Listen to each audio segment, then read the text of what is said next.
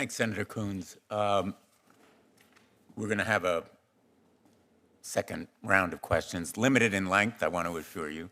But thank you for your patience and your perseverance here today. Let me just begin by saying that the lawsuit filed by the Commonwealth of Massachusetts yesterday, which is one of 9 individual lawsuits filed around the country by states, and it is complementary to the federal lawsuit filed by 33 states in district court. Connecticut joined that lawsuit. I'm going to ask that the complaint be made part of the record without objection. Says that 90% of young people in the United States, 90% of young people use Instagram. So we're talking about millions of young people, are we not? Yes, we are. And it cites Mark Zuckerberg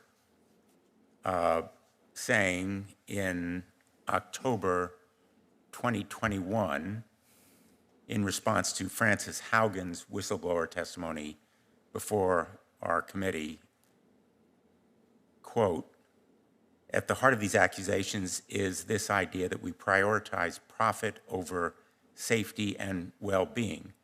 That's just not true." He said further, "It is very important to me that everything we build is safe and good for kids," end quote. Taking your admonition that actions speak louder than words, his actions certainly demonstrate the falsehood of those claims, do they not? They do, and if I have a moment, there's something from that same note that I would like to bring to the committee's attention. Sure.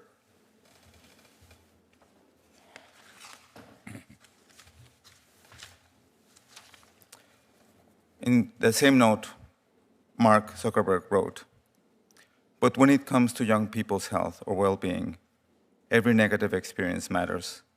It is incredibly sad to think of a young person in a moment of distress who, instead of being comforted, has their experience made worse." And I believe that is what Instagram does today. The reference was made earlier to the policies of Facebook and social media in general being data-driven. In fact, they are dollar-driven, correct? My experiences of extensive data-driven culture. Or in this case, Facebook and Meta doctored the data to drive the dollars. In my experience, what happened is this data that should be public, right? They shouldn't need to be here to talk about it. Should be public about harm. You know, I was struck in the memo that you wrote to Adam Mosseri, dated October 14th, it's now part of the record. You made the point, first of all, and I'm quoting, "Everyone in the industry has the same problems right now." Correct.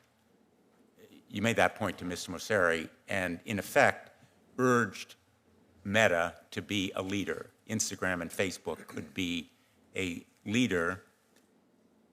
And you said, quote, "There is a great product opportunity in figuring out the features that make a community feel safe and supportive," end quote.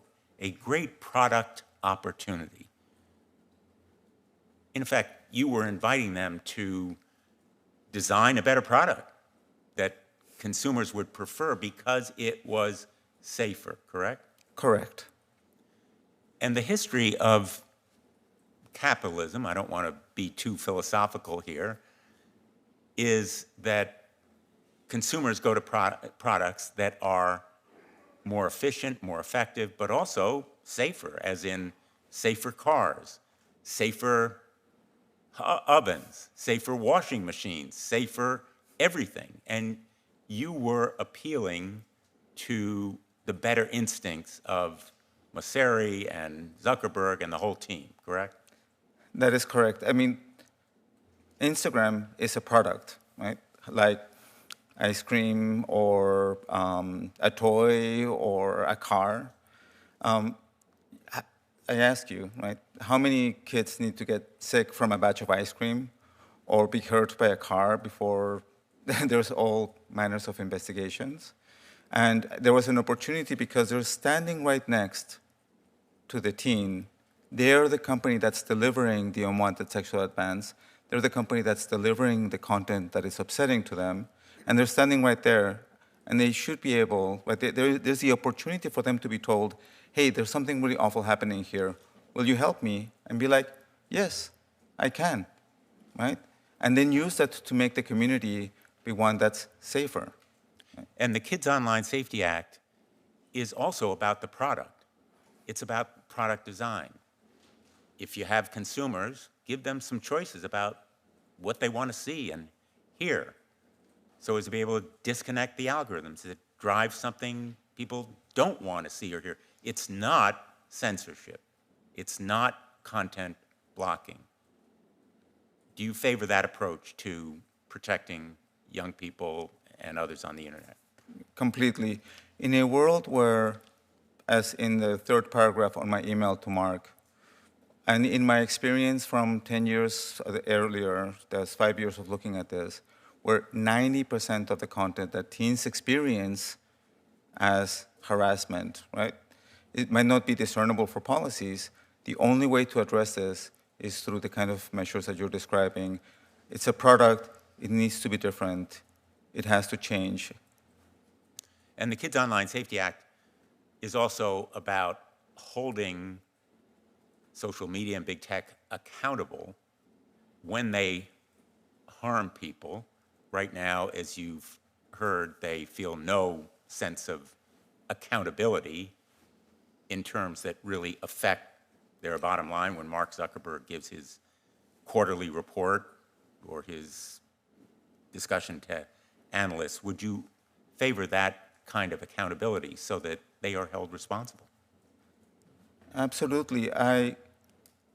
I was, again, within the well-being team, which I want to take a moment to say that in my experience, the integrity and well-being professionals, which are working on these issues firsthand, are incredibly good people with wonderful ideas, and management couldn't be letting them down more.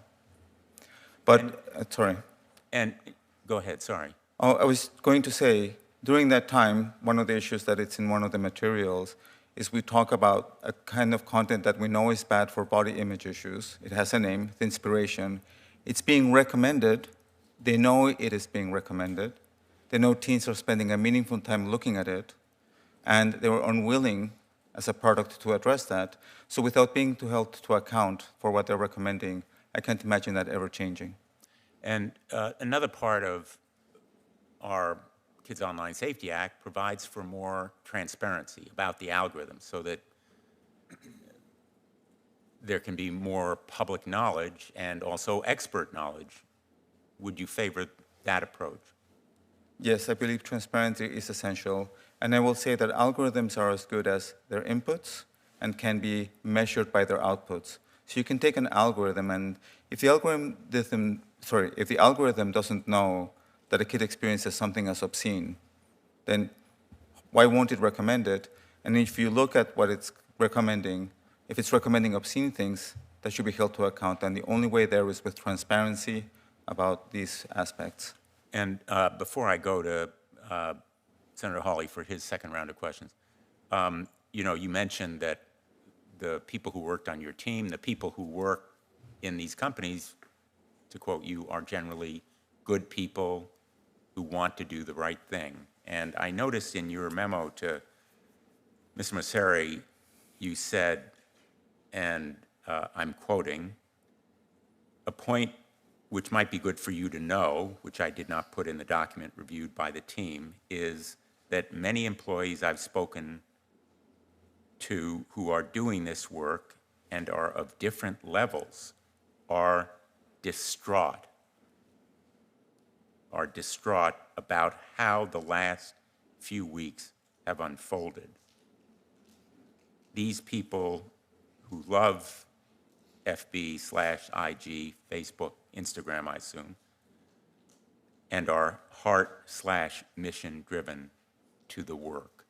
They were distraught by the public exhibition of Facebook's knowing that it was profiting by toxic content driven at kids, and the company, in effect, concealing and hiding the truth, rejecting recommendations for improvement, and rolling back safety measures, correct?